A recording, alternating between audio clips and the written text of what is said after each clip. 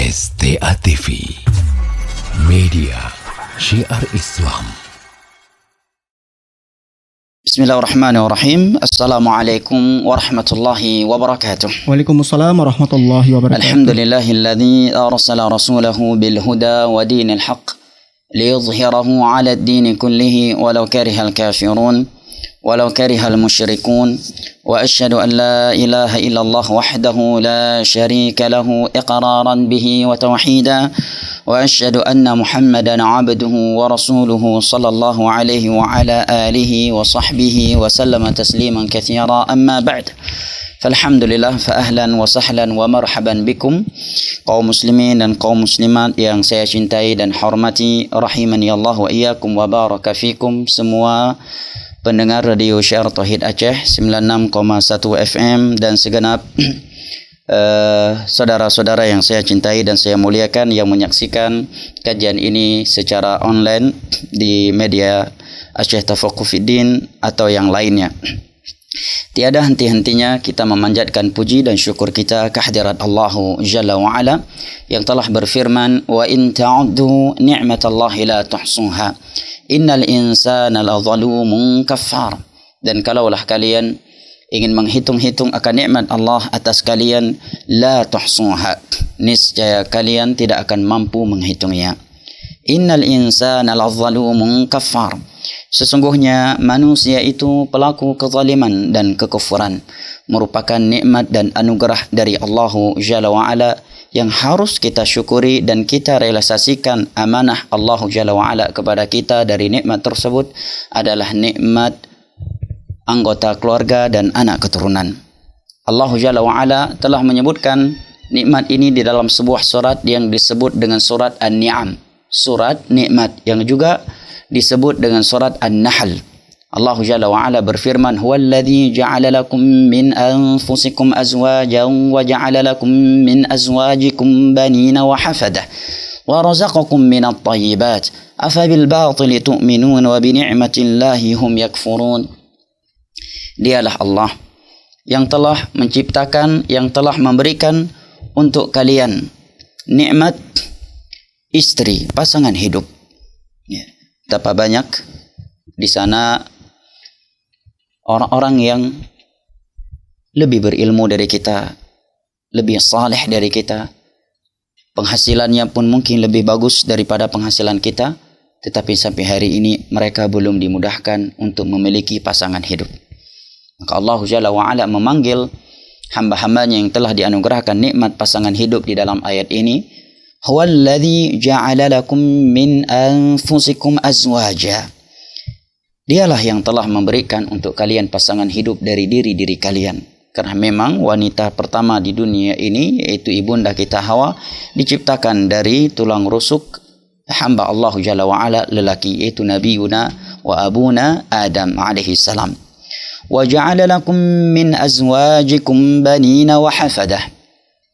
Dan dia pula yang memberikan, menciptakan untuk kalian anak keturunan dari pasangan-pasangan hidup kalian. Wa razaqakum minat thayyibat, serta dialah yang telah memberikan kepada kalian rezeki yang halal. Coba kita perhatikan ayat suci yang mulia ini. Di dalam ayat ini Allah Jalla wa Ala menyebutkan 3 nikmat dunia yang menjadi sumber keindahan dan kebahagiaan di dunia ini dan di akhirat kelak, tatkala seseorang merealisasikan amanah yang Allah Jalla wa Ala berikan kepadanya dari nikmat ini. Yang pertama, nikmat pasangan hidup. Karena dengan memiliki pasangan hidup, istri yang salihah, jika dia seorang istri, suami yang saleh, kita akan merasakan sakinah, mawaddah dan rahmah di dalam hati kita.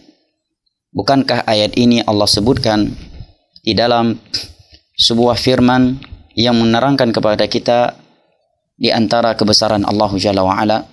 Allah Jalla wa Ala berfirman, wa min ayatihi an khalaqa lakum min anfusikum azwaja litaskunu ilaiha wa ja'ala lakum bainakum mawaddatan wa rahmah inna fi dzalika laayatin liqaumin yatafakkarun.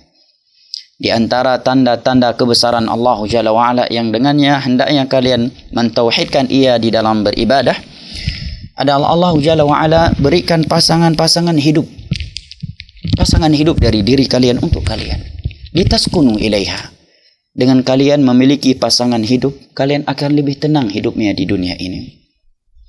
Demi Allah, ketenangan yang diberikan oleh Allah Jalla wa'ala kepada hambanya yang memiliki pasangan hidup, apakah itu seorang istri jika dia seorang lelaki, ataukah seorang suami jika dia seorang istri, ketenangan yang tidak akan pernah dapat dirasakan oleh hamba-hamba Allah Jalla wa'ala yang belum memiliki pasangan hidup di dunia ini.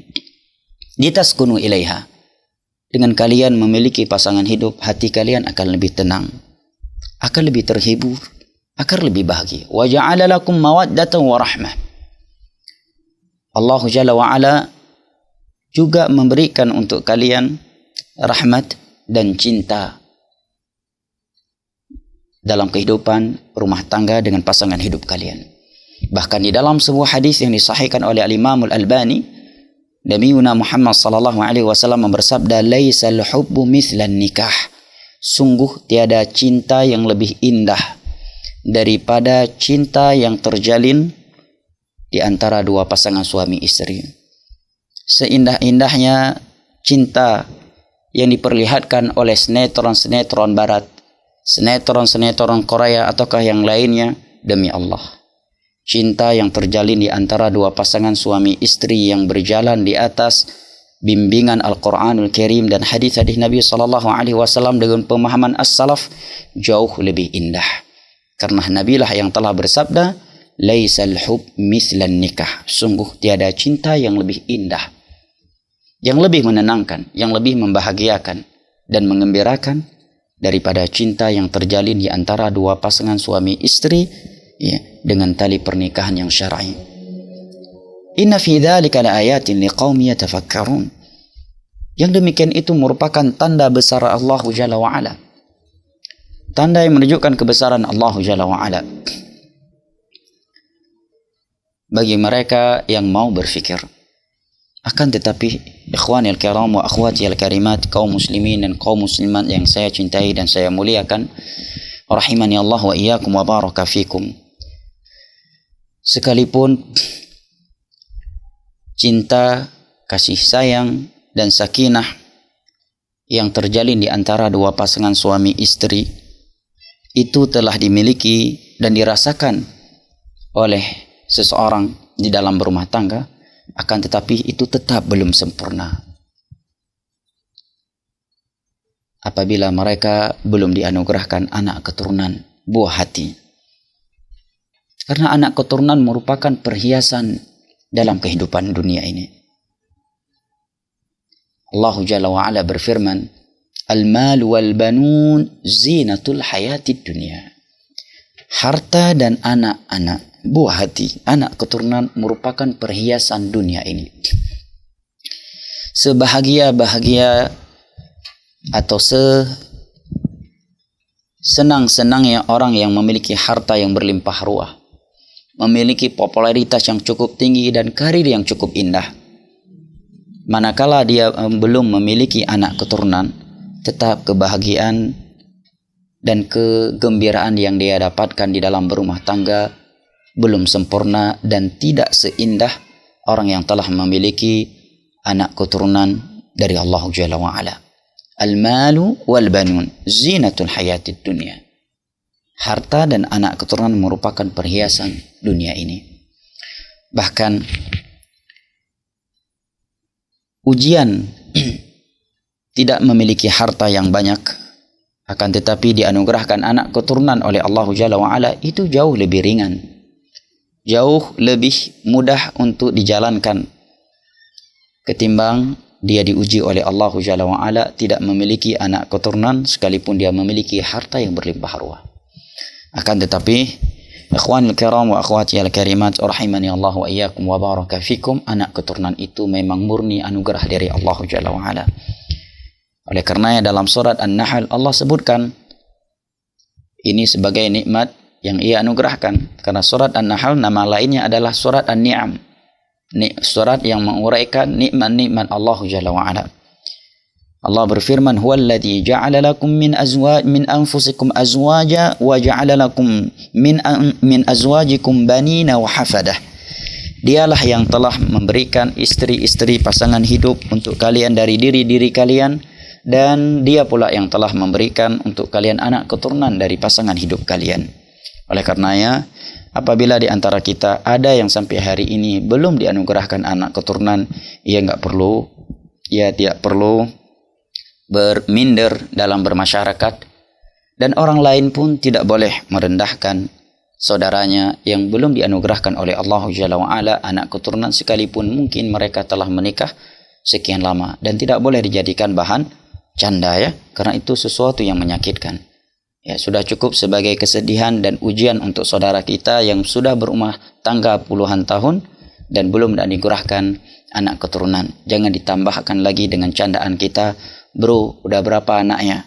Yang satu letting sama kita semuanya udah punya anak. Ada yang 5, paling sedikit 3, 4, cuma lu aja yang belum punya. Ya. Dan itu dikatakan di depan semua alumni lagi. Ini sesuatu yang menyakitkan, walaupun ini sebuah kebiasaan ya di mayoritas masyarakat kita Indonesia. Kalau jumpa ya berapa anakmu, walaupun terkadang sebagian orang tiada niat bercanda, bukan pula niatnya untuk merendahkan, tapi karena sudah menjadi sebuah kebiasaan. Tapi orang yang ditanya terkadang menjadi sedih. Maka kita katakan tidak perlu sedih, tidak perlu minder, karena itu bukan sesuatu yang aib. Karena memang anak dan keturunan itu anugerah dari Allah Jalla wa Ala. Wa yaj'alu man yasha'u aqiba. Allah dengan kehendaknya akan memberikan anak keturunan kepada siapa yang dia kehendaki, dan akan menjadikan di antara hambanya mandul sesuai dengan kehendaknya. Sesungguhnya Nabi Ibrahim alaihi salam tidak memiliki anak keturunan sampai berumur 80 tahun. Beliau sudah menjadi kakek-kakek, istri beliau Sarah juga sudah menjadi nenek-nenek. Tetapi beliau tidak pesimis. Ya, beliau berdoa kepada Allah Jalla wa Ala, dan ketika beliau sudah berumur 80 tahun, Allah anugerahkan untuk beliau anak dari istri kedua. Ya, yang muda. Seorang anak yang lahir laki-laki dan menjadi nabi. Imam Ibn Katsir menyebutkan 13 tahun setelah Allah menganugerahkan Ismail kepada Nabi Ibrahim yang sudah menjadi kakek-kakek dari istri keduanya Hajar, hadiah dari istri pertama. Dengar ini ibu-ibu, Allah kembali menganugerahkan kepada Nabi Ibrahim seorang putra lagi Nabi dari istri pertamanya yang telah menghadiahkan poligami untuk suaminya tersebut. Nah, artinya nggak ada yang mustahil bagi Allah Jalla wa Ala. Sungguh Nabi Zakaria berdoa kepada Allah Jalla wa Ala di saat beliau sudah berada di kondisi yang keumuman manusia sudah pesimis dari anak keturunan. Beliau berdoa, Rabbi habli ya minas salihin ya.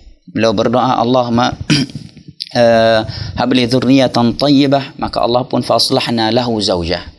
Kami pun berikan kesehatan kepada istrinya sehingga ia pun memiliki seorang anak yang bernama Yahya, ilam naj'al lahu min qablu samiyya, yang sebelumnya belum ada anak di dunia ini yang bernama Yahya. Anak beliau lah yang pertama kali yang bernama Yahya. Baik, yang berikutnya ikhwanil kiram wa akhwatihil karimat rahimani Allah wa iyyakum wa baraka fikum. Sekalipun anak keturunan itu perhiasan dan nikmat yang membahagiakan dan mengembirakan kita di dunia ini dalam berumah tangga, akan tetapi jangan sampai kita lalai dan lupa bahwa nikmat dan perhiasan yang Allah berikan tersebut adalah amanah yang akan diminta pertanggungjawaban oleh Allah Jalla wa Ala kepada kita. Dan nikmat dan atau perhiasan dunia anak keturunan yang Allah berikan kepada kita tersebut, jika tidak kita bimbing dengan bimbingan Allah dan Rasulnya, maka sungguh ia akan menjadi malapetaka terhadap kita di dunia sebelum akhirat. Di dalam surat Al-Anfal, Allah Jalla wa Ala berfirman, Ya ayyuhalladzina amanu la takhunu Allah war rasula wa takhunu amanatikum wa antum ta'lamun. Wa'alamu annama amwalukum wa auladukum fitnah wa anna Allah 'indahu ajrun 'azim. Wahai orang-orang yang beriman, janganlah kalian berkhianat kepada Allah, berkhianat kepada Rasulullah dengan tidak mentaati beliau, dan janganlah kalian berkhianat di antara kalian dalam keadaan kalian tahu. Dalam keadaan kalian tahu diri kalian berkhianat, diri kalian tidak menjalankan konsekuensinya. Wa'alamu, dan ketahuilah, sesungguhnya harta dan anak keturunan yang Allah berikan kepada kalian adalah fitnah. Dan Allah di sisinya memiliki pahala yang sangat besar. Mari kita simak penjelasan Al-Imam Ibnu Jarir yang disebutkan oleh para ulama, Imamul Mufassirin, imamnya ahli tafsir. Beliau menerangkan kepada kita ayat ini, ayat yang menerangkan kepada kita agar kita tidak berkhianat kepada Allah, kepada Rasul dan di antara kita, dan kita tahu, dan agar kita selalu ingat bahwa anak dan harta merupakan fitnah, sementara di sisi Allah ada pahala yang sangat besar. Kata beliau, innama amwalukum allati khawwalakumuha Allah, sesungguhnya harta dan wa auladukum allati wahabakumullahu lakum ikhtibarun wa bala'un, harta dan anak keturunan yang telah Allah anugerahkan kepada kalian itu adalah ikhtibarun wa bala', adalah ujian dari Allah Jalla wa Ala kepada kalian. A'taqumuha yakhtabirukum wa yabtalikum, Allah memberikan, menganugerahkannya kepada kalian untuk menguji kalian. Liyanzura kaifa antum amiluna min ada'i haqqillahi 'alaikum fiha. Allah ingin lihat apa yang akan kalian lakukan. Apakah kalian akan melaksanakan hak Allah yang harus kalian tunaikan pada harta dan anak keturunan kalian? Wal intiha ila amrihi wa nahyihi fiha. Dan apakah kalian akan merealisasikan perintah dan larangan Allah Jalla wa Ala terkait harta dan anak keturunan yang telah Allah berikan kepada kalian? Jadi jangan dikira ya, hidup di dunia ini tadinya kita bujang, kemudian menikah, punya istri, kemudian punya anak, kemudian mati, selesai begitu saja. Enggak.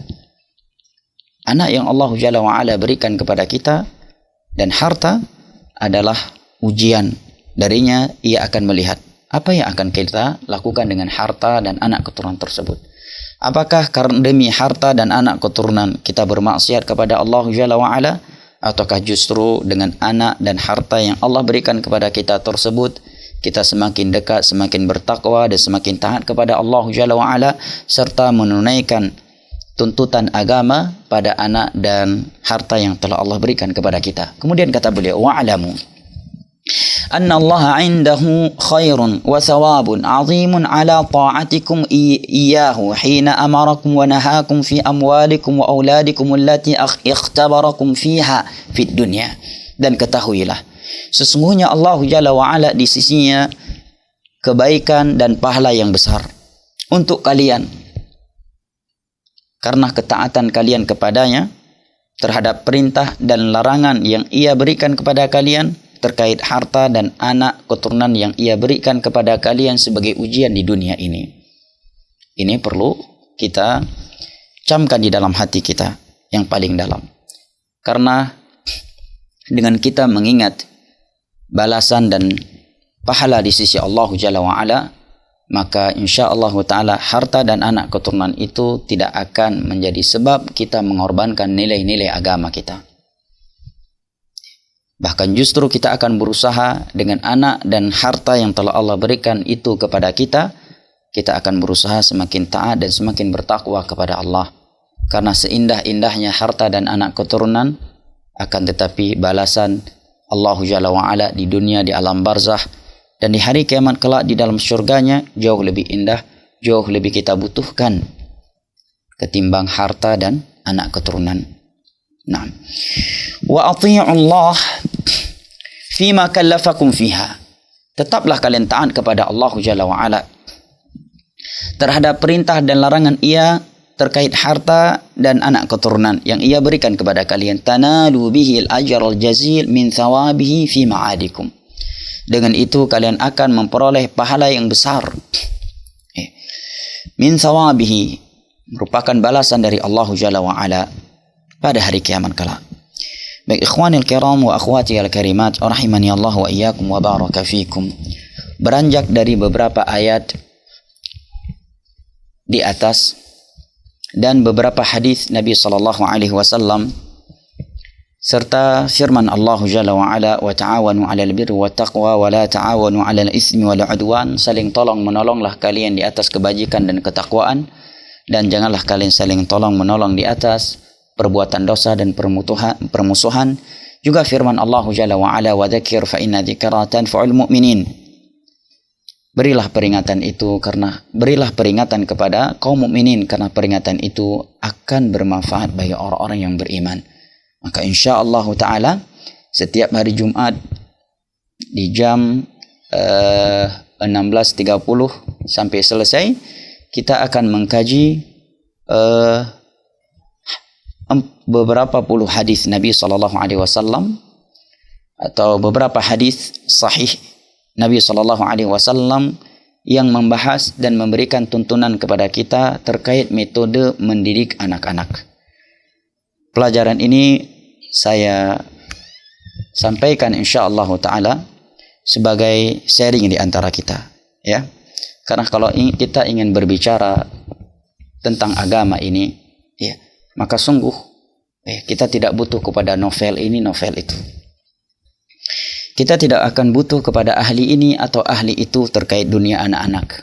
Dia sudah punya pengalaman 30 tahun dalam mendidik anak-anak di S1, S2, S3 terkait psikolog anak-anak. Demi Allah, petunjuk Al-Quran dan hadis dengan pemahaman para salaf sudah amat sempurna dan jauh lebih sempurna terkait metode mendidik anak-anak.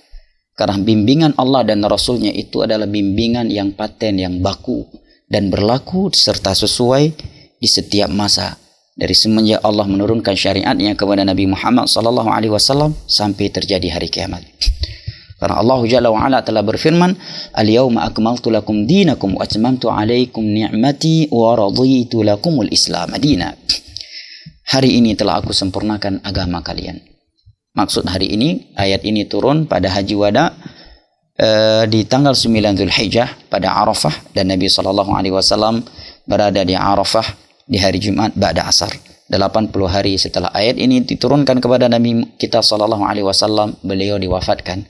Dan setelah ayat ini turun, tidak ada lagi pembahasan halal dan haram kepada Nabi kita sallallahu alaihi wasallam dari Allah Jalla wa Ala.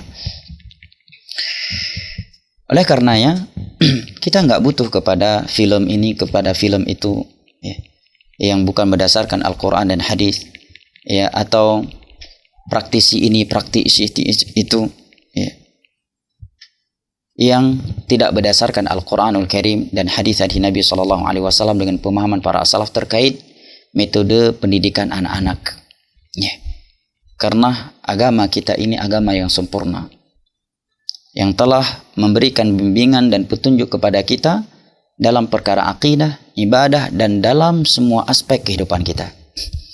Allah lah yang telah berfirman, "Ma farratna fil kitabi min syai'." Tiada sesuatu yang terluput di dalam kitab ini.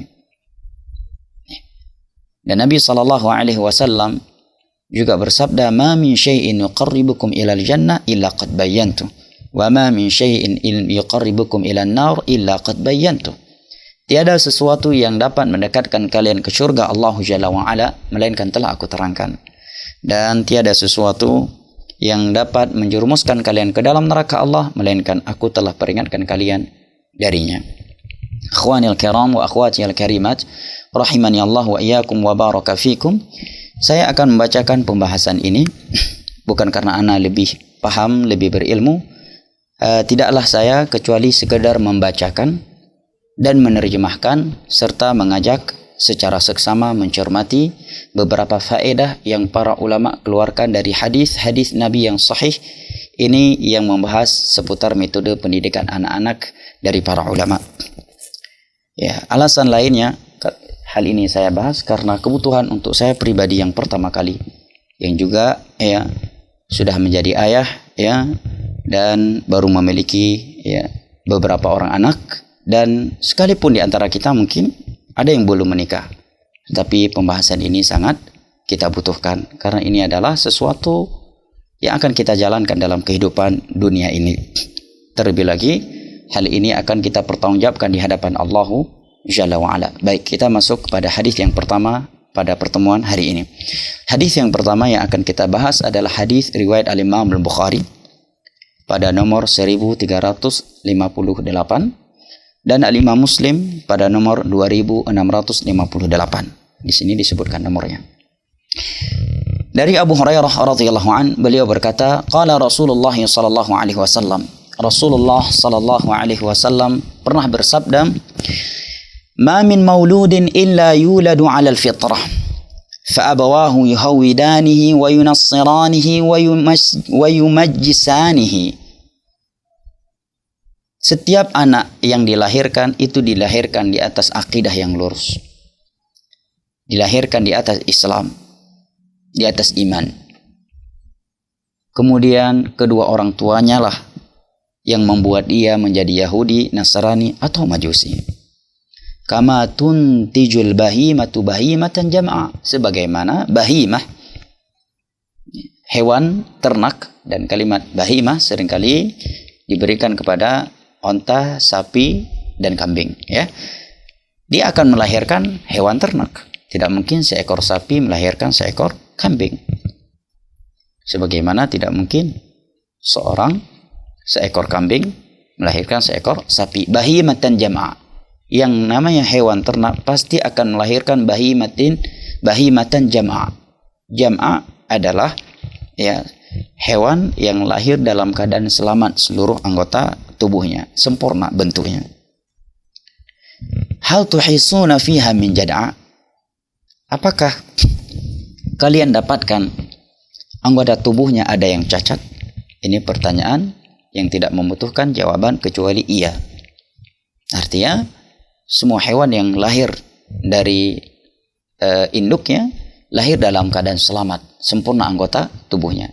Setelah itu Nabi SAW membacakan firman Allah Jalla wa'ala. Tsumma yaqulu Abu Hurairah. Setelah Abu Hurairah menyampaikan hadis Nabi ini, beliau pun berkata, waqra'u in syi'tum. Bacalah oleh kalian jika kalian mau firman Allah Jalla wa'ala yang tertera pada surat Ar-Rum ayat ke-30. Fitratallahi allati fatara an-nasa 'alaiha la tabdila li khalqillah. Fitrah Allah Jalla wa'ala yang telah Allah ciptakan manusia di atasnya. Maksud fitrah di sini kata para ulama tafsir adalah al-Islam, di atas tauhid. Seluruh manusia asalnya berada di atas fitrah itu. La tabdila li khalqillah. Tiada perubahan terhadap ciptaan Allah Jalla wa'ala. Baik, sebelum kita menyimak beberapa faedah yang disebutkan oleh para ulama dan mereka kutip dari hadis ini, ada baiknya kita memahami makna hadis di atas secara global terlebih dahulu. Di dalam hadis Nabi SAW di atas menerangkan kepada kita beberapa hal. Yang pertama, Nabi menerangkan bahwa setiap anak yang lahir itu berada di atas fitrah. Kemudian dia menjadi Yahudi, Nasrani, Majusi, menjadi jahat, nakal. Sebab utamanya adalah kedua orang tuanya. Kemudian Nabi pun memberikan perumpamaan dengan hewan yang melahirkan anaknya. Anak di mana anak yang lahir dari induknya tersebut dalam keadaan selamat dan sempurna anggota tubuhnya. Ya, tiada yang cacat. Nah, para ulama menerangkan hadis ini memberikan kepada kita beberapa faedah. Yang pertama adalah lil abawaini ta'thirun qawiyyun 'alal mauludi fi dini. Bahwa kedua orang tua itu memiliki pengaruh yang cukup besar terhadap agama seorang anak. Seperti peribahasa orang kita Indonesia, yang namanya buah tidak jauh dari pohonnya. Bagaimana mungkin seorang yang jahat, dia pencuri, istrinya pencuri, ya dia tidak taat kepada Allah dan istrinya pun tidak taat kepada Allah, kemudian meminta kepada Allah anak yang saleh dan dia tidak ada keinginan untuk berubah untuk menjadi saleh. Nah, ini hadis Nabi menerangkan kepada kita bahwa kedua orang tua itu memiliki pengaruh yang cukup kuat terhadap agama anak yang lahir dari mereka. Nah, kemudian Faedah berikutnya kata para ulama, yang kedua, lil abawaini ta'thirun qawiyyun ijaban wa salban ala afradil usrah. Bahwa kedua orang tua memiliki pengaruh atau budi pekerti kedua orang tua yang baik ataupun yang buruk itu memberikan pengaruh yang cukup besar terhadap anggota keluarga mereka. Ya. Oleh karenanya ketika orang tua melihat ada budi pekerti yang tidak baik pada anaknya, anaknya pemarah, anaknya suka mencuri, anaknya nakal, suka membantah, coba kita introspeksi diri kita terlebih dahulu. Ya. Seringnya itu faktor genetik. Cuma ya rata-rata sadar semua insya Allah. Cuma tetap aja kita terkadang dalam menyikapi anak kita seakan-akan sikap dia itu bukan lahir dari kita. Ya. Oleh karenanya sebelum anak lahir hendaknya kita berusaha segera mungkin untuk berubah. Karena kalau anak sudah lahir dan kita belum berubah, dia akan mengikuti budi pekerti kita. Dan ini tentunya teguran buat kita semua dan terkhusus yang sedang berbicara. Faedah yang ketiga dari hadis ini kata para ulama, al-waladu yata'assaru bima kana alaihi walidahu min adatin wa akhlaq. Seorang anak itu akan mengikuti dan terpengaruhi dengan kebiasaan dan akhlak kedua orang tuanya. Dan ini realita ya, bahwa secara psikolog dan karakter seorang anak itu akan mengikuti kedua orang tuanya. Sekalipun secara ideologi dia akan lebih terpengaruh dengan gurunya yang di luar rumah. Oleh karena itu terkadang sebagian anak itu membantah orang tuanya ketika menyampaikan tentang agama, kemudian dia menjawab, "Ustazah mengajarkan enggak demikian, Bi. Ustaz mengajarkan tidak demikian, Bi." Secara ideologi seorang guru akan mengalahkan ideologi orang tua terhadap anak.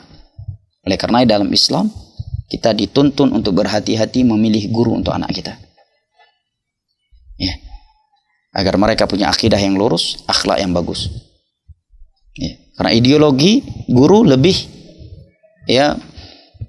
masuk lebih tertancap di hati seorang anak ketimbang ideologi yang disampaikan oleh kedua orang tuanya. Apalagi seorang anak menilai, ya lah, bapak aku kan nggak belajar, tahu dari mana? Ustaz saya belajar. Sekalipun mungkin dia tidak membantah, tetapi dari sisi karakter orang tuanya, kebiasaan orang tuanya, akhlak orang tuanya itu akan jauh lebih mempengaruhi dia daripada akhlak gurunya. Ini hal yang penting untuk kita renungi. Kemudian faedah yang keempat dari hadis ini, kelima apa yang keempat? Keempat ya. Baik. Ahamiyatu tansyi'atu shaghir 'ala al-Islam. Pentingnya anak kecil itu dididik dengan nilai-nilai Islam semenjak kecilnya. Karena sebagian ulama salaf menyatakan al-waladu kal waraqatil bayda taktubu fiha ma tasha. Anak kecil itu seperti kertas putih. Engkau bisa menulis warna apa saja di atas kertas yang berwarna putih. Apa yang kita biasakan kepadanya di masa kecilnya dan ideologi apa yang telah kita masukkan ke dalam hatinya ketika dia masih kecil, maka itulah yang akan menjadi landasan hidup dia ketika dia sudah dewasa.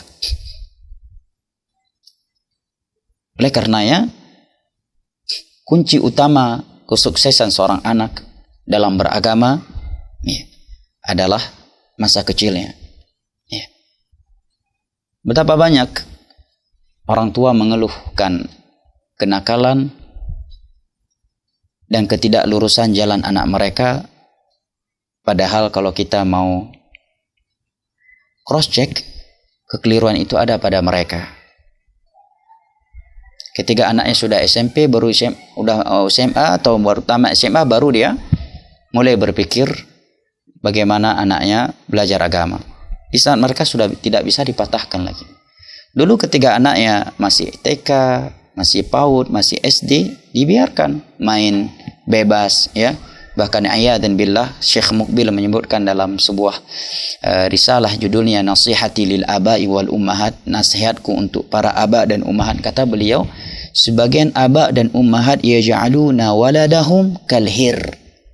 Sebagian orang tua memperlakukan anaknya, perhatian mereka kepada anak mereka seperti kepada seekor kucing.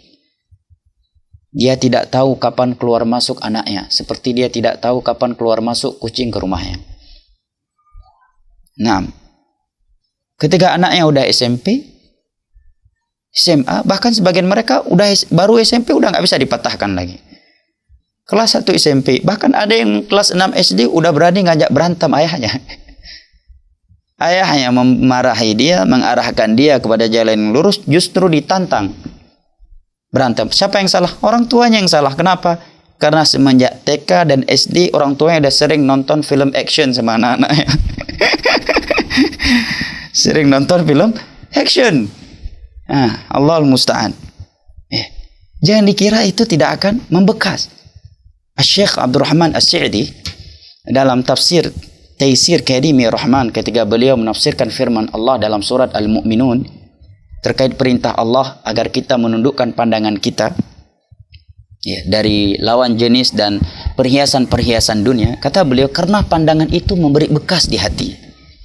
Jangan dikira pandangan yang akan memberikan bekas yang buruk di hati itu hanya pandangan kepada lawan jenis, tidak. Kepada perhiasan-perhiasan dunia yang tidak bermanfaat itu juga akan memberikan bekas di hati kita. Apalagi seorang anak. Sampai-sampai sebagian ulama dahulu ada yang menyatakan al-hifdhu fi sighar kan naqshi fil hajar. Menghafal di masa kecil itu seperti mengukir di atas batu. Ukiran di atas batu ratusan tahun bertahan. Berbeda dengan ukiran di atas kayu. Mudah hilang dimakan oleh rayap atau yang lainnya. Demikianlah anak kecil. Dan kalau kita perhatikan tokoh-tokoh Islam dari zaman dahulu sampai hari ini, mereka adalah orang-orang yang semenjak kecilnya sudah dibina dengan akidah yang lurus dan akhlakul karimah. Ya, tak usah jauh-jauh. Nabi Yunus sallallahu alaihi wasallam dari kecilnya beliau sudah terjaga. Kalau kita baca sirah beliau, dari kecilnya beliau sudah dijaga oleh Allah dari keumuman manusia. Anak-anak para sahabat, Imam Syafi'i lahir dalam keadaan yatim. Beliau dididik oleh ibunya yang miskin, seorang makhluk yang lemah, wanita. Tapi ibunya luar biasa mendidik beliau sehingga Imam Syafi'i umur 7 tahun hafal 30 juz Al-Quran dan paham tafsirnya. Ya. Dan umur baru lewat 10 tahun beliau sudah menghafal Muwatta Imam Malik, puluhan ribu hadis Nabi di dalamnya. Imam Malik ketika ingin berangkat menuntut ilmu agama dipanggil oleh ibunya, "Ta'al, ulbiska thiyab ahli ilm." Akan aku pakaikan kepadamu baju penuntut ilmu terlebih dahulu. Setelah itu baru kamu boleh berangkat. Pendidikan di masa kecil. Nah, terkadang kita sepele. Imam Ahmad disebutkan pernah ditanya oleh seorang anak kecil, "Wahai Imam Ahmad, Ya'jud wa Ma'jud itu dari keturunan Adam ataukah bukan?" Apa jawaban beliau? "Ya bunai, madza taqul 'inda dukhulil masjid?" Wahai anakku, apa bacaan masuk masjid? Apa zikir yang kamu baca ketika masuk masjid? Pertanyaan ditanya kepada beliau pertanyaan agama, bukan masalah dunia. Tetapi tatkala beliau melihat yang menanyakan itu adalah anak kecil dan yang dia tanyakan bukan sesuatu yang lebih penting untuknya, maka beliau ingatkan ia bahwa masih ada hal-hal yang penting untuk dia tanyakan dan dia pelajari. Beliau justru menjawab dengan pertanyaan, apa zikir masuk masjid? Artinya apa? Ini perhatian para ulama kita terhadap pendidikan anak anda di masa mereka masih kecil. Nah, kemudian kata para ulama, di antara faedah yang dapat dipetik dari hadis tersebut adalah bahwa seluruh anak yang lahir lahir di atas Islam. Sepakat ulama. Kalau ini anak kaum muslimin ya. Imam Nawawi dan yang lain-lain yang menukilkan ijma bahwa seluruh anak kaum muslimin yang lahir mereka dipastikan penduduk syurga selama mereka belum baligh. Ya. Ini hiburan dari Allah ya buat orang-orang tua yang terkadang diuji oleh Allah dengan wafatnya anak yang masih kecil, karena ujian wafat anak yang masih kecil itu lebih menyedihkan ketimbang anak yang wafat tetapi mereka sudah dewasa. Karena orang tua hatinya akan lebih terikat dengan anak yang masih kecil ketimbang dengan anak yang sudah dewasa. Oleh karena di antara kerahmat Allah dan luasnya keutamaan Allah, maka Allah memberikan untuk orang yang sabar atas wafat anak yang belum balik keutamaan yang jauh lebih besar dari sabar mereka atas wafat anak mereka yang sudah dewasa, yang sudah balik. Sepakat ulama Islam, anak kaum muslimin yang lahir kemudian meninggal sebelum balik, mereka di dalam syurga. Namun terjadi kesilangan pendapat di kalangan ulama jika yang meninggal tersebut adalah anak orang kafir dan mereka belum berakal, masih anak kecil. Apakah mereka pasti masuk syurga ataukah tidak? Sebagian ulama menyatakan dipastikan masuk syurga. Ya, karena hadis ini. Sebagian ulama ada yang berpendapat mereka bersama bapak mereka di dalam neraka. Ini pendapat yang lemah. Sebagian ulama yang lain ada yang bertawakuf, tidak menyatakan di syurga dan tidak pula menyatakan di dalam syurga. Pendapat yang ketiga menyatakan mereka akan menjadi pelayan penduduk syurga di hari kiamat. Namun wallahu a'lam bishawab, pendapat yang kuat dalam hal ini adalah pendapat para ulama yang menyatakan mereka akan diuji oleh Allah pada hari kiamat nanti. Ya, siapa yang taat kepada Allah dari mereka akan masuk syurga, dan barang siapa yang bermaksiat kepada Allah dari mereka maka akan masuk ke dalam neraka. Kenapa kita katakan demikian? Karena ada hadis khusus dalam hal ini, yaitu hadis yang diriwayatkan oleh Al-Imam Al-Bukhari dan Muslim, ya, tentang anak-anak kaum musyrikin yang meninggal dan mereka masih kecil. Allahu a'lamu bima kanu amilin. Allah lebih tahu apa yang akan mereka amalkan nantinya. Ini yang dikuatkan oleh Imam Ahmad, oleh Imam Al-Baihaqi, oleh Ibnu Taimiyah, oleh Ibnu Al-Qayyim, oleh Ibnu Baz dan Ibnu Utsaimin rahimahumallahu taala. Kiranya ini yang dapat kita kaji pada pertemuan kali ini. Sisa waktu saya persilahkan kepada kaum muslimin dan kaum muslimah, sahabat pendengar radio Syiar Tauhid Aceh 96,1 FM untuk menyampaikan kritikan, masukan ataukah pertanyaan. Nasallallahu taufiq. Naam. Baik, Ustadz, jazakallah khair yang sudah menyampaikan materi di sore hari ini. Sahabat pendengar radio Syiar Tauhid Aceh 96,1 FM dan pemirsa STA TV di mana saja berada. Kita masuk ke sesi tanya jawab di sore hari ini. Bagi Anda yang ingin menyampaikan pertanyaan, silakan kirimkan ke 0852 1414 2314. 0852 1414 2314. Ustadz, kita jawab pertanyaan yang sudah masuk. Baik. Ini dari Abu Kaisra di Penyerat, Ustadz. Pertanyaannya ada dua. Di Penyerat, Ustadz. Penyerat. Di mana tuh? Saya kurang tahu, tapi masih Banda Aceh, Ustadz. Ahlan wa sahlan. Barakallahu fiik. Allah yahfadzak. Pertanyaan pertama, pelajaran apa yang pertama kali diajarkan pada anak? Apakah tentang akidah, akhlak ataupun fikih? Dan di usia berapa idealnya diajarkan? Itu pertanyaan pertama, Ustadz. Baik. Pertanyaan kedua, sehubungan dengan pandemi yang terjadi, anak-anak terbatas untuk belajar di luar rumah, sehingga orang tua langsung turun tangan mengajarkan anak-anaknya. Namun, ada kesulitan orang tua dalam menyampaikan kepada anak terkait dengan kesabaran dan keterbatasan waktu. Pertanyaannya, Ustaz, adakah metode belajar efektif mengajarkan anak selama di rumah? Fadhal, Ustaz. Baik. Terkait pertanyaan yang pertama, bahwa materi apakah yang harus diutamakan kepada anak-anak ketika mereka masih kecil, akidah, fikih, ataukah yang lainnya. Yang pertama dirinci, ya, anak-anak itu kalau umur balik terbagi menjadi dua. Yang pertama dia sobi, belum mumayyiz, ya, belum mampu menangkap komunikasi orang lain dengannya. Ini namanya sobi dalam bahasa Arab. Ada di antara mereka yang belum balik tetapi sudah mumayyiz, sudah mampu menangkap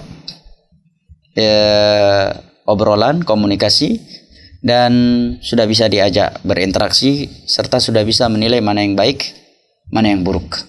Nah, terkait yang mumayyiz ini, ya, di dalam Islam sudah ada perintah untuk mengajarkan kepada mereka pokok-pokok agama secara ilmiah dan secara praktek amaliyah. Sebagai contoh, diriwayatkan oleh Al-Imam Abu Daud dan Al-Imam Tirmidzi dengan sanad yang hasan dari Amr bin Syu'aib an Abi an Jaddih. Ini Abdullah bin Amr bin As radhiyallahu an. Nabi sallallahu alaihi wasallam bersabda, "Muru auladakum bis-shalah wa hum abna'u 7 sinin wadribu 'alaiha wa hum abna'u 10 wa farriqu bainahum fil madaji'. Perintahkan anak kalian salat apabila mereka sudah berumur 7 tahun. Dan pukul mereka jika tidak mau salat apabila mereka sudah berumur 10 tahun. Di bawah 10 tahun nggak boleh dipukul. Bahkan sebagian ulama menyatakan kesalahan apapun nggak boleh. Apabila salat saja dia tinggalkan merupakan tiang agama yang paling besar, tidak boleh dipukul kalau dia meninggalkannya karena belum berumur 10 tahun, apalagi kesalahan-kesalahan yang bukan agama. Ya, mecahkan piring. Ya, mecahkan gelas atau yang semisal dengannya, ya. Dan apabila mereka sudah berumur 10 tahun, farriqu bainahum fil madaji', hendaknya mereka dipisahkan dari tempat tidur, bukan kamar, ya. Ya, karena kalau dipindahkan kamar nanti harus punya istana, nanti anaknya 10, setiap anak harus punya satu kamar sendiri, harus jadi sultan nanti. Baik, ya, tempat tidur nggak boleh lagi satu kasur bersama. Nah, ini menerangkan kepada kita ada rincian, ya. Kalau sudah mumayyiz, sudah diperintahkan salat, otomatis kalau sudah wajib kita perintahkan salat, kita harus mengajarkan kepada dia fikih salat. Ya, wudu hanya saja mengajarkan mereka, tidak mengajarkan seperti orang dewasa membahas khilaf-khilaf, enggak. Ajarkan saja apa yang antum ketahui. Demikian nak wudu. Ya. Hadis Nabi demikian. Ini yuk kita baca hadisnya. Ya, kita baca terjemahannya. Atau yuk kita simak sama-sama penjelasan Ustaz Fulan dan Allan terkait sifat wudu Nabi yang benar dan sifat salat. Ya. Diajarkan bacaan-bacaan utama di dalam salat. Dan ketika mereka sudah berumur 10 tahun, baru boleh dipukul jika mereka tidak salat. Itu pun pukulan yang mendidik, bukan menyiksa, dengan syarat tidak melukai. Nah, dan harus dipisahkan dari tempat tidur di antara mereka. Dan di bawah umur 10 tahun, cuma diperintahkan. Tidak boleh dipukul kalau nggak salat. Menunjukkan ketika sudah mumayyiz, kata para ulama, yang dominan anak-anak itu mumayyiz dominannya di umur 7 tahun, kata para ulama. Tetapi kata para ulama, ada juga di antara mereka yang belum 7 tahun tapi sudah mumayyiz. Contohnya adalah sahabat Nabi SAW,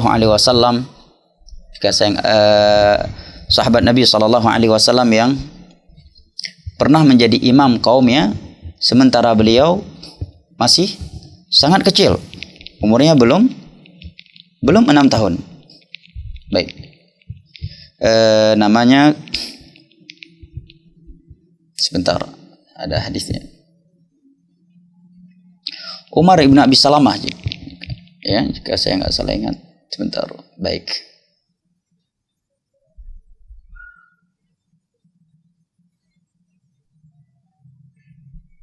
Taib. Nah, Amr ibn Salamah. Ya. Beliau sudah menjadi imam kaumnya dalam keadaan umur beliau saat itu baru 6 tahun. Ya, baru 6 tahun. Dalam sebagian riwayat disebutkan 7 tahun. Baik. Berarti kalau sudah mayyiz diajarkan ibadah-ibadah yang harus dia kerjakan seperti salat.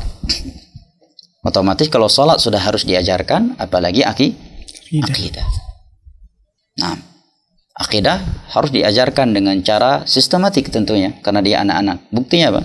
Buktinya Nabi SAW mengajarkan akidah kepada Abdullah bin Abbas, ya, yang masih kecil. Nah, dan beliau waktu itu belum ihtilam, kata beliau. Ini belum baligh. Namun caranya tidak mesti dengan formal, ya. Kalau kita perhatikan hadis-hadis Nabi dalam mendidik anak-anak kecil, rata-rata bukan dengan cara yang bahasa kita sekarang dengan cara yang jaim, ya. Harus formal, ya. Tidak. Contohnya Abdullah bin Abbas. Nabi ajarkan pokok-pokok akidah yang mungkin kalau kita mengajarkannya di hari ini, kita akan mengajarkannya secara formal di atas mimbar, di atas meja, di atas kursi, ya. Anak-anak harus duduk dengan tegang dan rapi. Rupanya Rasulullah mengajarkannya sambil memboncengi Abdullah bin Abbas di atas keledainya dan Abdullah bin Abbas di belakang beliau. Hadis riwayat Al-Imam Tirmidzi dari Abdullah bin Abbas. Hadis yang ma'ruf, ya. Beliau menyatakan bahwa Nabi SAW suatu ketika bersabda kepadaku dan aku diboncengi oleh beliau di belakang beliau, ya ghulam, ini wa'alimuka kalimatin ihfazillah yahfazka ihfazillah tajidhu tijahak, idza sa'alta fas'alillah wa idza ista'anta fasta'in billah wa 'alam anna al-ummata law ijtama'u 'ala an yanfa'uka bi syai'in lam yanfa'uka illa bi syai'in qad katabahu Allahu lak wa law ijtama'u 'ala an yadhurruka bi syai'in lam yadhurruka illa bi syai'in qad katabahu Allahu 'alaik jufatis suhuf wa rufi'atil qalam. Wahai anak kecil, ya, ini panggilan yang menumbuhkan kasih sayang dan perhatian di hati seorang anak. Ya, jangan dipanggil dengan panggilan yang itu layaknya untuk orang tua. Wahai anak kecil. Naam. Aku akan mengajarkan kepadamu beberapa perkataan penting. Jagalah Allah, ini agama Allah. Niscaya Allah akan menjagamu. Niscaya Allah akan selalu berada di hadapanmu. Jika engkau meminta, mintalah kepada Allah. Jika engkau memohon pertolongan, maka mohonlah kepada Allah. Dan ketahuilah, andai kata seluruh manusia di dunia ini bersatu padu mendatangkan sebuah kebaikan kepadamu dengan sesuatu, maka sesuatu itu tidak akan mereka dapat berikan kepadamu kecuali sesuatu itu telah ditakdirkan oleh Allah untukmu. Demikian pula jika mereka bersatu padu ingin memberikan barang bahaya kepadamu dengan sesuatu, maka itu tidak akan terjadi pada dirimu jika sesuatu itu belum ditakdirkan olehmu. Pena pencatat takdir telah diangkat dan lembaran-lembaran takdir telah kering. Ini Nabi sampaikan kapan? Sambil memboncengi Abdullah bin Abbas di atas keledai, bukan di atas mimbar Jumat. Ya, bukan mengumpulin mereka secara tegang, secara jaim, ya. Enggak. Contoh lainnya adalah Amr bin Salamah sendiri melakukan sebuah kesalahan yang mungkin kalau kita yang diperlakukan oleh anak kecil, terlebih lagi itu bukan anak kita akan memarahi dia dan akan atau meninggalkan dia minimalnya. Kata beliau, kanat yadi tatishu fi sahfah. Suatu ketika aku makan bareng Nabi di dalam talam nampan piring besar, ya. Di saat itu tanganku, kalau teman-teman Jawa bilang ngarol kidul, ya. Tanganku ngarol kidul ke sana kemari. Ya. Ini kan tindakan yang membuat kita tersinggung, ya. Udah makan yang anak kecil lagi, tangannya ke sana kemari, jatah kita diambilin sama dia. Kalau kita pasti akan marah, ninggalin dia minimal. Na'udzubillah, mungkin kalau ada yang hatinya keras akan mencaci maki itu anak, akan membanting itu piring. Tapi tidak demikian dengan Nabi. Nabi hanya menyatakan, ya gulam, wahai anak kecil, wahai anak, ya, bahasa kita, ya, kul biyaminik wa kul mimma yalik, samillah wa kul biyaminik wa kul mimma yalik. Wahai anakku, sebutkan nama Allah, makan dulu yang paling dekat dengan tanganmu dan makan dengan tangan kananmu. Kemudian Nabi pun meneruskan makan bareng dengan Amr bin Salamah. Naam. Apalagi kalau dia belum mumayyiz. Ya. Sambil santai, sambil liburan, sambil jalan-jalan, sambil tidur malam. Itu bisa disampaikan. Sebagaimana Nabi pernah berkata kepada seorang wanita, budak sahaya wanita, seorang sahabat menyatakan, "Aina Allah?" Di manakah Allah? Dia pun menjawab, "Fis sama." Berarti ini metode pendidikan yang lain dengan pertanyaan kepada anak kecil. Nah, maka kesimpulannya, ringkasnya, apa yang perlu disampaikan kepada anak kecil dirinci dengan rincian di atas. Kalau anaknya belum mumayyiz, sobi, maka kita cukup menjaga dia dari hal-hal yang membahayakan dunia dan akhiratnya. Ya, dengan penuh kasih sayang, tidak dihardik, tidak boleh dimarahi, ya, dan tidak boleh diberikan sanksi. Ya, tidak boleh diberikan sanksi, ya. Seperti Nabi SAW ketika melihat Hasan memasukkan satu biji kurma ke dalam mulutnya, kemudian Nabi mengeluarkannya dari mulutnya dengan tangan kanan, dengan tangannya. Kemudian Nabi menyatakan kikhin, boleh juga dibaca kakhin. Ama ta'alam inni khasyitu an takuna minas sadaqah. Wahai Hasan, aku khawatir biji kurma ini adalah biji kurma zakat. Sementara kita ahlul bait tidak boleh makan zakat. Tanpa memarahi Hasan. Tanpa memarahi Hasan sedikit pun. Cuma memberitahukan. Contoh lainnya, ketika Nabi sedang salat berjamaah sebagai imam, Hasan naik ke pundak Nabi, sehingga beliau pun lama sujudnya karena membiarkan Hasan di atas pundaknya, sehingga para sahabat di belakang beliau mengira Nabi sudah lupa untuk bangkit dari sujud. Seselesai salat Nabi pun menyatakan, aku tidak lupa, tapi aku menganjangkan sujud sengaja. Ya, aku tidak mau bangkit sementara Hasan belum selesai, belum puas di atas pundakku. Sampai segitunya Nabi perhatian. Juga Nabi pernah sedang khutbah di atas mimbar, datang Hasan dan Husain. Kemudian beliau turun dari mimbar menyambut mereka. Nah, demikian pula ketika selesai salat dalam hadis yang diriwayatkan oleh Imam Muslim. Nabi bersabda, "Kuntu uridu an utila fi shalah, fa atajawwazu fiha lima asma'u min buka'is sabi syafaqatan ala ummi." Sebenarnya tadi aku ingin salat panjang, kemudian aku cepatkan karena mendengar tangisan anak bayi, karena kasihan kepada ibunya. Ini juga nilai-nilai pendidikan kepada sabi. Ya, jika dia sudah mumayyiz, ya, maka mulai diajarkan fikih-fikih yang mudah dicerna oleh. Maka keliru ya. Saya melihat beberapa modul TK itu layaknya untuk anak SD. Maka layaknya untuk anak SMP, fikihnya sudah seperti anak SD kelas 5 yang sudah umur 10 tahun, 7 tahun, nggak tepat. Ya, anak TK dan PAUD itu kalau kita lihat ya dari pendidikan para ulama, ya, dia nggak perlu dengan resmi sekali, formal sekali. Sambil mereka bermain-main, diajarkan akhlak satu hari satu akhlak yang mereka amalkan sehari-hari. Ya, zikir-zikir yang sehari-hari mereka amalkan, ya, Al-Quran, ya, tidak perlu diajarkan fikih-fikih, sudah layaknya untuk anak-anak yang sudah berumur mumayyiz. Bahkan seperti sebagian modul itu layaknya untuk anak-anak yang sudah baligh, sehingga mi bahasa Aceh burtuh oleh nami wa TK. Hampir meledak kepalanya pulang TK, saking besar ya, saking banyaknya pelajaran. Padahal nama TK kepanjangannya aja Taman Kanak. Ya. Padahal Abdullah bin Abbas itu sudah mumayyiz, bukan sekedar TK. Nabi ajarkan pembahasan akidah sambil menunggangi keledai. Nah, wallahu taala alam bisawab. Adapun yang kedua terkait bagaimana memberikan metode apa yang paling bagus untuk anak-anak kita dalam mendidik mereka di masa pandemi ini. Yang pertama, fattaqullaha mastata'tum, bertakwalah kepada Allah semampu kalian. Allah berfirman, innahu may yattaqi wa yasbir fa innallaha la yudhi'u ajral muhsinin. Sesungguhnya barang siapa yang bersabar dalam mendidik, dalam mengamalkan ilmu dan selalu bertakwa, maka Allah tidak akan menyia-nyiakan kebaikan mereka, orang yang berbuat baik. Yang kedua, hal yang perlu kita ingat, karena anak sendiri juga harus mendidik dengan anak istri, anak-anak di masa, anak kita sendiri di masa pandemi ini. Ya, sama-sama ya.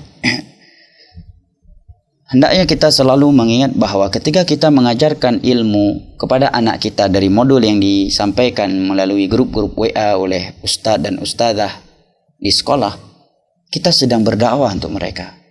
Maka ingatlah ayat-ayat, hadis-hadis dan ucapan ulama yang menerangkan keutamaan ilmu agama dan mengajarkannya. Dengan itu kita akan sabar. Lupi ya tidak. Ya, mihan panena.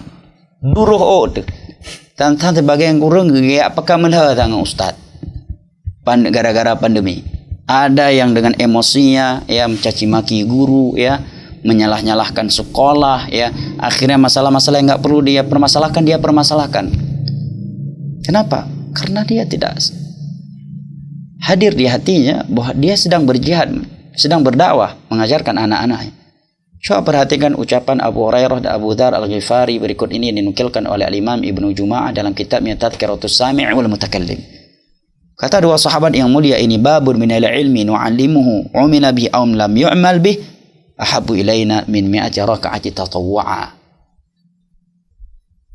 Satu bab ilmu yang kami ajarkan, baik bab itu bab yang diamalkan ataukah bab yang tidak akan diamalkan. Contohnya terkait fikih perbudakan. Itu lebih kami cintai daripada salat sunnah 100 rakaat. Abdullah bin Mas'ud menyatakan mudzakaratul ilmi sa'atan khairun min ihya'il lail. Mengulang-ulang ilmu agama sesaat saja pahalanya lebih besar daripada salat satu malam penuh. Apakah kita perlu marah-marah karena punya kesempatan sholat duha? Mestinya bersyukur. punya kesempatan untuk sholat tahajud. Apakah kita harus marah-marah? Kan enggak. Dan demikian juga sekarang Allah berikan kesempatan yang tadinya sebagian kita nggak pernah berpikir bisa mengajarkan anaknya, bisa menjadi guru TK, guru PAUD, guru SD, guru SMP. Dengan adanya corona ini Allah paksa, Allah ingatkan kita bahwa kita bisa jadi guru rupanya. Adapun bagaimana metodenya, saya kira ini nggak perlu kita bahas lagi karena modulnya udah ada. Ya kan, tinggal diikuti aja modul yang dikirimkan oleh ustadz dan ustadzah, guru-guru melalui grup-grup sekolah tersebut. Ikuti metode tersebut. Nah, terkait waktu dan metode terkait anak-anak ini pembahasan yang sifatnya relatif. Kullun bihasabih. Setiap anak berbeda-beda metodenya. Ada yang terkadang di rumah mereka harus dibiarkan sambil lari sana lari sini.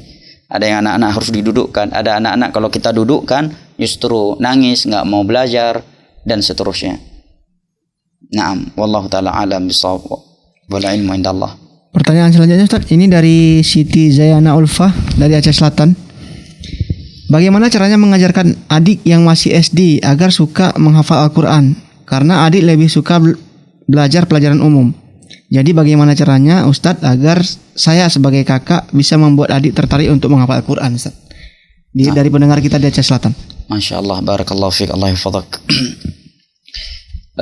Yang pertama, ya, senjata seorang mukmin dalam berdakwah adalah doa, ya, agar Allah menanamkan kecintaan terhadap Al-Quran di hati adiknya tersebut. Yang kedua, sampaikan kepadanya ayat-ayat dan hadis-hadis serta ucapan ulama yang menerangkan keutamaan menghafal Al-Quran agar dia semangat. Yang ketiga, dari sisi waktu memang di antara ulama ada yang membahas. Contohnya Al-Imam Al-Khatib Al-Baghdadi. Di antara mereka menyebutkan bahwa secara dominan waktu yang paling bagus menghafal adalah Al-Ashar, waktu sahur. Setelah itu ba'da subuh, setelah itu waktu duha, dan seterusnya. Ini dari sisi waktu. Juga di antara ulama ada yang menyatakan waktu lapar lebih bagus menghafal. Menghafal di waktu lapar lebih bagus daripada di waktu kenyang. Yang ketiga, putuskan darinya seluruh sarana, seluruh wasilah yang menyebabkan dia malas menghafal Al-Quran. Nonton, ya, bermedsos, ya, bermain-main, ya, pergaulan yang menyebabkan dia jauh dari Al-Quran. Nah, yang berikutnya, ya, paling sekarang adanya medsos, perlihatkan kepadanya video-video anak-anak kecil yang memotivasi dia untuk menghafal Al-Quran. Sebagian mereka ada yang buta, ada yang cacat, rupanya bisa menghafal Al-Quran. Insya Allah dengan melihat itu anak-anak akan semangat. Ya, kemudian ditalkinkan. Ya, nggak perlu banyak-banyak. Satu hari satu ayat aja udah luar biasa. Daripada dipaksa satu hari 4 ayat, tapi akhirnya ujung-ujungnya seminggu juga baru hafal 4 ayat itu. Mending satu hari satu ayat, tapi seminggu udah 7 ayat. Apalagi mereka masih anak kecil. Kalau satu hari satu ayat, insya Allah umur 10 tahun semua anak kaum muslim dah hafal Al-Quran. Ya. Satu hari satu ayat ditalkinkan. Ya. Anak yang belum mumayyiz, ya, yang belum mumayyiz, prioritaskan talkin. Ya. Kewajiban yang guru tersebut udah bisa baca Al-Quran. Ya, tahsin. Dan menghafal itu kan ibarah anit tikrar. Adalah pengulangan bacaan. Nggak ada yang sulit. Misalkan kita ingin mentalkinkan kepada dia amma yatasaalun. Kita baca berulang kali, kita minta dia untuk mengulanginya. Kemudian kita baca lagi, dia mendengarnya, kemudian kita minta dia untuk mengulanginya kembali. Sampai berpuluh-puluh kali kemudian yang menghafalnya. Ya. Dan alangkah indahnya, itu diiringi dengan nilai-nilai rahmat. Dia cium keningnya, dia peluk anaknya. Nah, sambil dia mengajarkan hafalan. Sebagaimana Nabi SAW pernah memeluk Abdullah bin Abbas, sepupunya yang masih kecil dan belum balik saat itu. Kemudian berdoa, Allahumma faqihu fid din wa alimhu ta'wil. Ya Allah, fahamkan ia tentang ilmu agama dan fahamkan ia ilmu tafsir. Hadis riwayat Al-Imamul Bukhari. Adapun terkait metode yang berkaitan dengan psikolog atau kepribadian seorang anak, ini relatif, ya. Ya, setiap anak berbeda-beda karakternya. Ada yang harus bisa ditegaskan, ada yang kalau ditegaskan justru nggak menghafal lagi. Wallahu a'lam bishawab. Semoga Allah Jalla wa ala menjadikan adik saudara sebagai penghafal Al-Qur'anul Karim. Amin. Amin. Pertanyaan selanjutnya Ustaz, ini dari saudari Nisa di Banda Aceh. Pertanyaannya, anak sulung dari 3 bersaudara dan kami yatim piatu. Saya ingin bertanya, bagaimana caranya agar saya bisa menggantikan posisi orang tua saya sebagai pendidik bagi adik-adik, terlebih dalam pendidikan agama. Sedangkan saya belum punya pengalaman menjadi orang tua karena masih berstatus mahasiswi. Mohon bimbingannya Ustaz. Insyaallah, barakallahu fik. Yang pertama, ukhti fillah, barakallahu fik. Ya. Sebuah hiburan kepada anti dan yang lainnya bahwa Nabi SAW juga seorang yatim piatu. Beliau lahir dalam keadaan ayahnya telah meninggal dunia. Di umur 6 tahun, ibunya meninggal di kondisi yang sangat menyedihkan. Kenapa dikatakan ulama sangat menyedihkan? Karena ibunda beliau wafat dalam keadaan sakit parah di depan kedua mata beliau dalam perjalanan pulang ziarah kuburan ayahnya, dan tiada satupun orang yang menemani beliau saat ibunya meninggal dunia dalam perjalanan itu kecuali seorang kakek, Abdul Muttalib, dan Ummu Aiman, pembantu ibunda beliau. Ini kan dalam kondisi yang menyedihkan. Di Abu Ayah perjalanan pulang ke Mekah dari Madinah selesai ziarah kuburan ayahnya. Umur 8 tahun meninggal ibunya. Meninggal kakeknya Abdul Muttalib. Setelah itu dirawat oleh pamannya. Imam Syafi'i lahir dalam keadaan bapaknya sudah meninggal dunia. Bahkan di antara mereka ada yang lahir dalam keadaan yatim dan buta lagi. Nah, ini hiburan buat kita semua. Adapun terkait bagaimana untuk menjadi pendidik yang baik untuk anak-anak, adik-adik sendiri yang menggantikan sebagai orang tua, maka kuncinya adalah ilmu agama. Karena dengan ilmu agama orang yang muda akan lebih bijak, lebih dewasa ketimbang orang yang lebih tua darinya karena pengaruh ilmu. Anak kampung bisa lebih luas wawasannya walaupun dia tinggal di puncak gunung daripada orang yang lahir dan besar di tengah-tengah kota karena pengaruh ilmu agama. Karena memang ilmu agama adalah kunci kesuksesan. Dalam hadis yang diriwayatkan oleh Imam Al-Bukhari dari Muawiyah ibnu Abi Sufyan radhiyallahu an, Rasulullah sallallahu alaihi wasallam bersabda, "May yuridillahu bihi khairan yufaqihu fid din."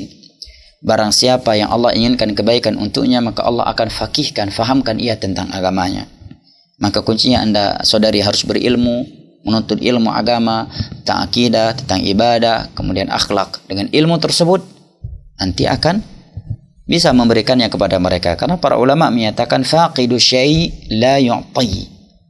Seorang yang tidak memiliki sesuatu tentunya tidak akan mampu memberikan. Seperti orang yang buat kue kan, kalau dia banyak bahan di rumah, kue apa aja bisa dia buat. Ya, masalah caranya tinggal dia pelajari. Tapi kalau dia nggak punya alat ya, untuk buat kue, gimana dia membuat kue? Begitu pula orang yang berilmu. Kalau dia punya ilmu, membahas pembahasan apa saja bisa. Ya. Apa saja bisa dia bahas dan dia sampaikan. Dan terkhusus dalam hal ini adalah membaca tulisan-tulisan para ulama yang menerangkan kepada kita metode pendidikan kepada anak-anak. Yang ketiga, kita sudah berada di zaman yang sudah sangat jauh dari Nabi SAW dan para sahabatnya. Dan generasi terbaik umat Islam, tabi'in dan tabi'ut tabi'in. Kita sudah berada di masa yang penuh dengan kerusakan akidah, ibadah dan moral. Oleh karenanya, tutup seluruh pintu-pintu yang bisa menjerumuskan mereka ke dalam akidah yang rusak, ya, ke dalam ibadah-ibadah yang tidak ada tuntunan dari Nabi SAW, dan dari pintu-pintu yang dapat merusakkan moral mereka. Karena kalau itu nggak ditutup, siapapun tidak akan bisa mendidik anak didiknya.